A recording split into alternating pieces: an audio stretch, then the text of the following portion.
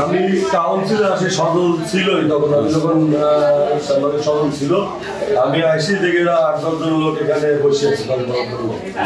আমি এসে ঢুকি, সালাম দিয়ে ঢুকি, আমি বলতেছি যে ভাই চাল কি করলাম, আমি বললাম যে চাল হলো আমরা সবসময় মেম্বারদের মাধ্যমে চেয়ারম্যানদের মাধ্যমে আর দলীয় নেতা কর্মীদের দিয়া সারা এই চাউলগুলো সবসময় বিতরণ করা হয়। তো হচ্ছে যে না এমপির চালের এমপির 50% চাল আমাদের দিতে হবে। আমি বলতেছি যে 50% না, আমার দলের নেতা কর্মীদের সবাইকে বলি, সব ধরনের নেতা কর্মী যারা আছে যেহেতু প্রধানমন্ত্রীর চাল এখানে দিতে হবে। তখন ওরা বলতেছে যে না চাল কি তোর বাপের, এমপির 50% দিতে হবে, না দিলে এই কথা বলতে আমার তোলার ধরি। প্রথমে আতিক বিয়ে করছে, তারপরে সেকেন্ড হলো ওই যে বর্ষা করে একটা ছেলে ছিল নোটাবাড়ি বলে আর এখানে ছিল হলো আতিক ছিল,